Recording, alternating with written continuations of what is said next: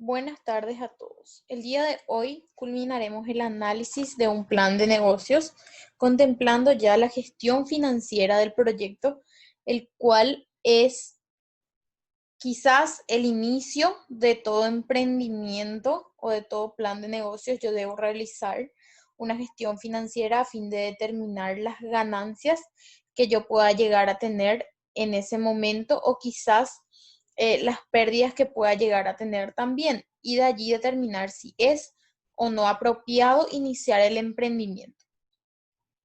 ¿Cuál es el objetivo de esta gestión? Determinar la viabilidad económica del emprendimiento.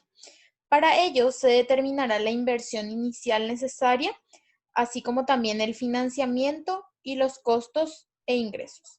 A través de los indicadores económicos financieros nos ayudarán a tomar la decisión de iniciar el emprendimiento o replantear la estrategia establecida originalmente.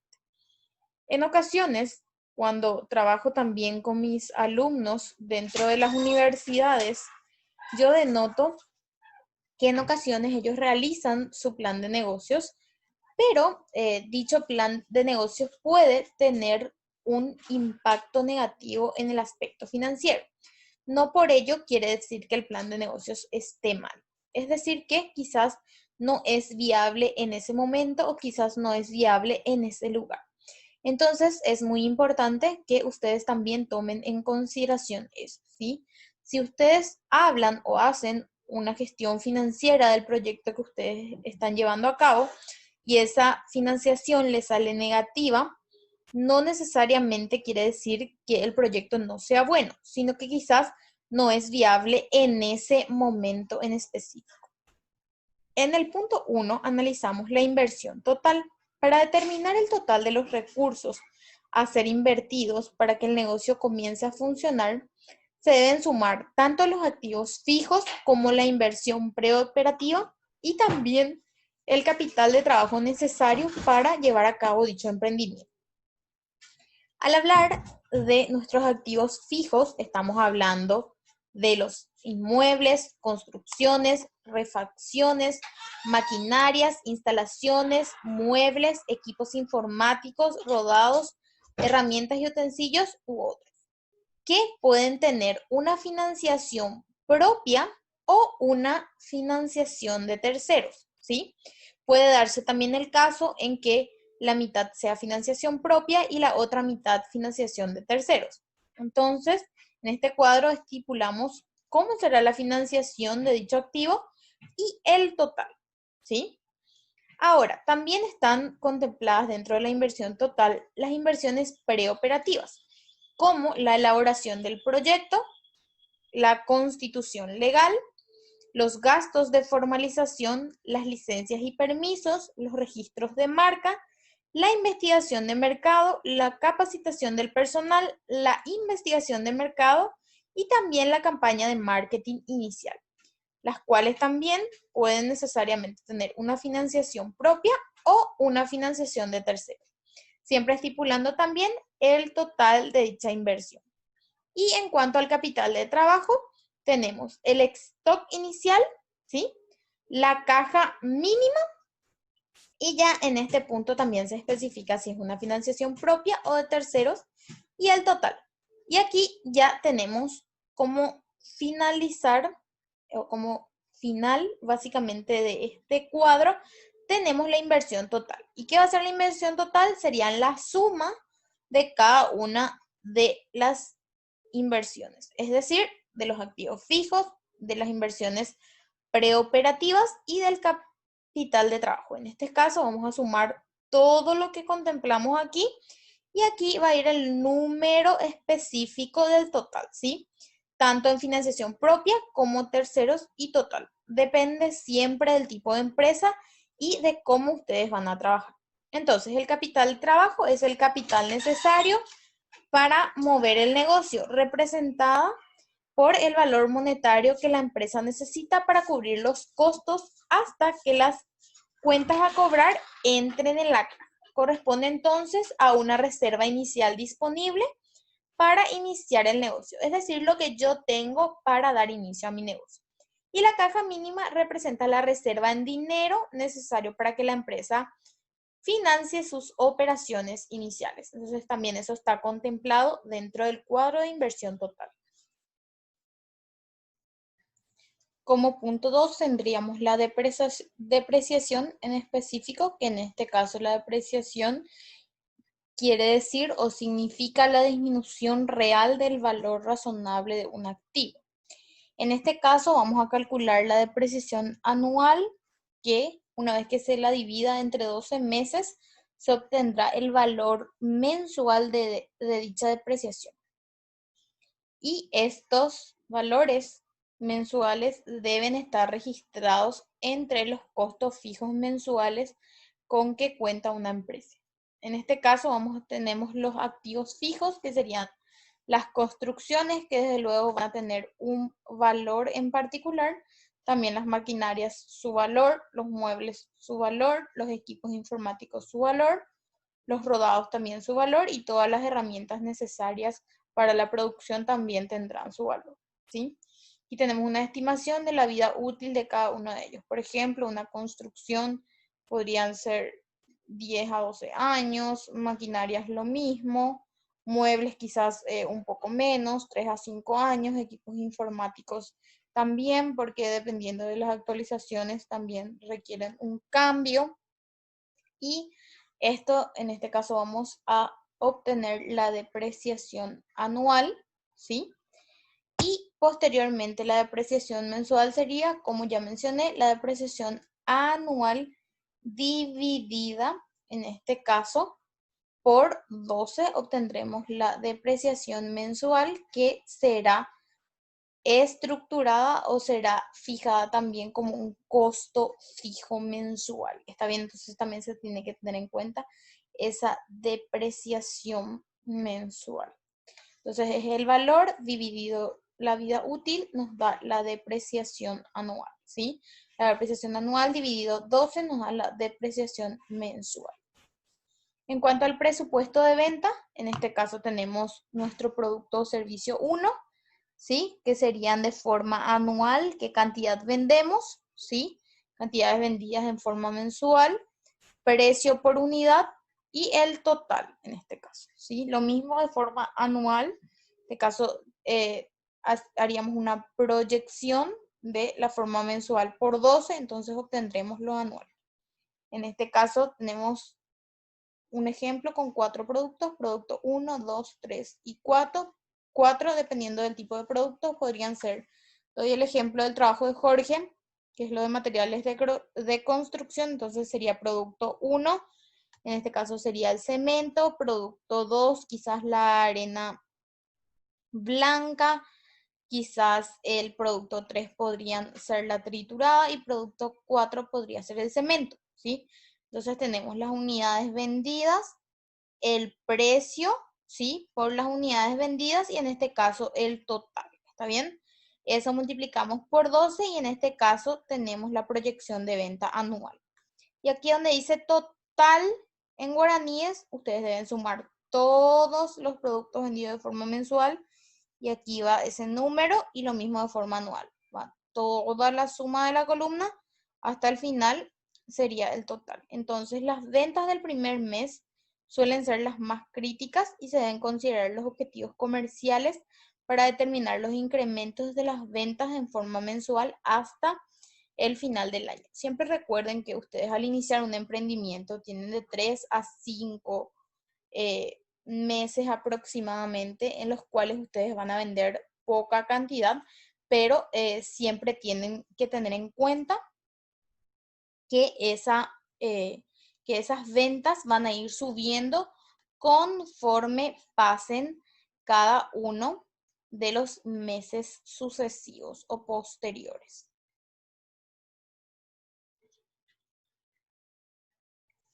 El costo total, que en este caso serían una suma de los costos variables más los costos fijos. En este caso los costos variables son los costos de materia prima, insumos, embalajes, que serían clasificados como costos variables dentro de la industria, así como también las mercancías en las empresas comerciales. Aumenta cuando se produce más o se vende y disminuye cuando se producen o se venden menos. Entonces estos costos pueden incluir también los impuestos, comisiones a vendedores, también los beneficios sociales y determinan sus costos variables considerando la producción o la comercialización de un mes.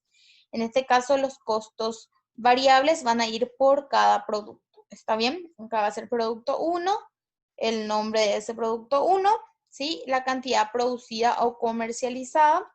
En este caso, ¿qué vamos a tener en cuenta? ¿Cuáles van a ser los criterios? La materia prima o mercadería, los insumos, la mano de obra, las cargas sociales y los costos de comercialización. Por la unidad de acuerdo a su unidad de medida, que pueden ser kilos, litros, gramos. ¿Sí? La cantidad que se utiliza, el precio unitario, que sería cuánto sale cada unidad, y el precio total. Aquí vamos a tener el total de costos y los costos unitarios, ¿sí? ¿Cómo vamos a obtener el costo unitario? Se divide el costo total en este caso dividido las unidades. Por ejemplo, quizás con estos insumos yo pueda producir 10. Bueno, entonces en este caso puede salir el total de costos 100.000 y divido entre 10 unidades, que en este caso serían 10.000 cada uno, ¿sí? Entonces, simple y sencillo los costos variables. Entonces, aplicable para costear productos o mercaderías considerando costos de fletes, seguros, estiva, desestiva, embalajes, etiquetas y otros costos que podrían quedar ocultos. Existen también costos indirectos como la electricidad que se utiliza para la producción, también el gas o comestibles utilizados para varios productos, y determinar el costo unitario final a ser utilizado para determinar el precio de venta. Cada producto o mercancía deberá necesariamente determinar su costo total en este caso, o su costo final, ¿sí? Entonces, es lo mismo, aquí habla de los productos o de los servicios. En este caso, da un ejemplo de servicios, ¿sí? La dimensión del servicio, o sea, a qué se refiere en particular.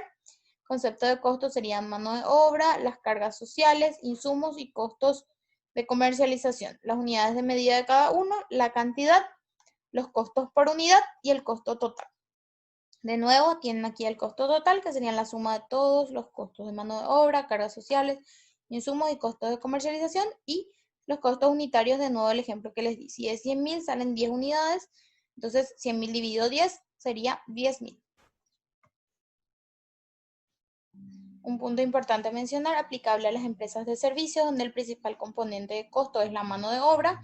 Consideramos a su dimensionamiento adecuado para cada servicio, tiempo del servicio, el valor horario del servicio calculado por la calidad de la mano de obra, considerar todo lo necesario para prestar un servicio de calidad y también con garantía, y esto debe determinarse dentro del costo final del servicio. En este caso serían las cargas sociales, IPS patronal 16,5% sobre el salario y otros. Para ello es importante generar una planilla auxiliar del costo total de los productos y servicios para determinar quizás otros cálculos como el precio de venta. Entonces aquí tenemos el resumen de los costos variables mensuales. Se debe tener en cuenta cada producto o servicio y listar en el siguiente cuadro. Estos datos deben estar relacionados con el volumen de venta proyectado. En este caso sería el producto, como el ejemplo que mencioné, quizás la triturada, el cemento, arena blanca, etc.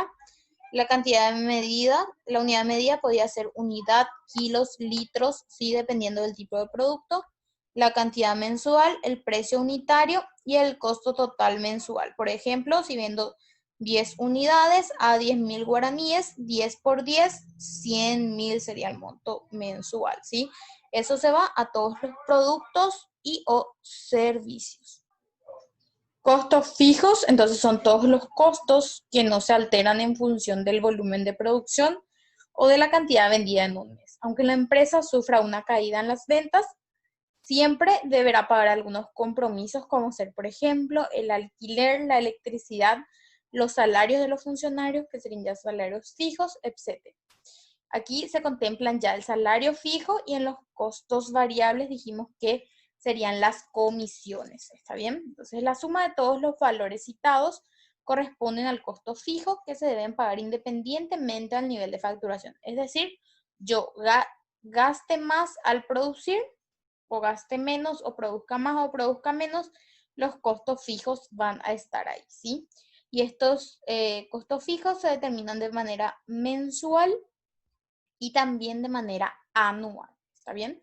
¿Cuáles serían los componentes de dichos costos fijos? Salario de propietario y o socios, los salarios fijos también del personal administrativo, el alquiler, el teléfono en línea baja, celulares, también la energía eléctrica, en este caso, el agua, el internet, el seguro, cable, mantenimiento de limpieza, movilización administrativa, depreciación correspondiente al mes. Recuerdan que antes habíamos hablado de depreciación y aquí tienen que figura como un costo fijo. También la previsión fraccionada de cuentas anuales, amortización de costos preoperativos y otros como serán los impuestos, cuotas de préstamo, etc. Esto se registra de forma mensual y también en este caso lo registramos en forma total. Es decir, todo lo que contemplan en el nivel mensual, entonces va a ir aquí el total. ¿Cómo hallamos forma anual? La forma mensual o el monto mensual por 12 sería lo anual. De nuevo lo mismo, aquí todo lo anual se suma y se contempla en el total. Costos personales. Liste los cargos y sus respectivas remuneraciones valoradas. Clasifique según el tipo de costos que representa y verifiquen que aparezcan en sus cálculos de costo. Cuide que no dupliquen estos compromisos. En este caso, los cargos del área de gestión serían en la dirección, cuál sería el salario mensual, si tienen o no comisiones, otro tipo de remuneración que perciban, ¿sí? Y determinar si es un tipo de costo variable o es un tipo de costo fijo. Lo mismo para el área administrativa, operacional y el área comercial. De nuevo se suman todos y dan el total de cada columna. En este caso ya hablamos del estado de resultados con los datos obtenidos en los cuadros anteriores. Ya completamos el siguiente cuadro y calculamos ya los resultados mensuales y anuales que se estima obtener. En este caso serían los ingresos por ventas mensual, de nuevo anual, ¿sí? Y esto sería el porcentaje de ventas. Esto se da en ingresos, egresos, también el margen de utilidad, la utilidad bruta, los impuestos y la utilidad líquida. En este caso también tenemos los indicadores de viabilidad. En este caso sería la utilidad líquida, que es un indicador que mide la ganancia líquida después ya de pagar todos los impuestos en relación a las ventas. Es uno de los principales indicadores económicos de las empresas y está relacionado con básicamente la competitividad, y si la empresa tiene una buena utilidad en su gestión, tendrá también una mayor capacidad de competir porque podrá realizar más inversiones en publicidad, verificación de productos o servicios, adquisición de nuevos equipamientos, etc. Siempre es importante entonces determinar la utilidad, en este caso porcentual. Les voy a enviar un tutorial sobre cómo medimos la utilidad, en este caso líquida, de una empresa. Tiene que ustedes puedan también hacerlo el día en que les toque realizar un plan de negocios. También analizamos ya la rentabilidad, que es un indicador que mide el retorno del capital invertido y se maneja bajo la forma porcentual por unidades de tiempo, que pueden ser por mes o por año. Se calcula dividiendo la utilidad líquida por la inversión inicial o la inversión total del emprendimiento. La rentabilidad permite comparar las tasas actuales pagadas por el dinero en el mercado financiero. Permite también evaluar el costo de oportunidad de la inversión y tomar las decisiones. En este caso calculamos la rentabilidad. También el punto de equilibrio, que representa la cantidad que la empresa necesita vender para cubrir los montos o costos variables y también los costos fijos en un determinado periodo. Es un indicador fundamental para controlar también el desempeño de las ventas en los primeros meses de la operación y de este modo también garantizar que la organización de la fuerza de venta se defina de acuerdo a las metas comerciales mínimas. Entonces, es muy importante para medir el desempeño de las ventas en el primer mes. En este caso también calculamos el punto de equilibrio y el tiempo de retorno de la inversión. En este caso es sumamente importante porque indica el tiempo que pueden ser meses o años necesarios para que nosotros como emprendedores recuperemos la inversión de nuestro negocio, siempre y cuando se ligue de manera constante al objetivo comercial establecido. Entonces se determina el tiempo de retorno de la inversión, que sería en este caso es sumamente importante en todo emprendimiento para determinar en cuánto tiempo recuperaremos la inversión. Posteriormente ya se contempla el valor anual actual neto, que sería el VAN. En este caso es un indicador financiero que mide los flujos de futuros ingresos y egresos que se tendrá en un proyecto para determinar si luego de descontar la inversión inicial quedará alguna ganancia. Si el resultado es positivo, entonces quiere decir que el proyecto es viable y también permite determinar cuál proyecto es más rentable entre las posibles variantes de inversión. El VAN también puede salir negativo. Como yo mencionaba ya al inicio del tutorial, es importante que en caso de dar negativo se determinen también cuáles son las causas y quizás no sea específicamente el momento de realizar la inversión. No quiere decir que el proyecto en sí sea malo. Y también las tasas internas de retorno, que en este caso sería el TIR, que es la tasa de descuento de un proyecto de inversión que permite también determinar el beneficio neto actualizado, sería igual a la inversión, es decir, que si el VAN es igual a 0, la TIR es la máxima tasa de descuento que puede dar un proyecto para que sea rentable, pues la mayor tasa ocasionaría que el beneficio neto actualizado sea mucho menor que la inversión. Y aquí ya se da una evaluación general del plan de negocios y se concluye de este modo la estructura del plan de negocios.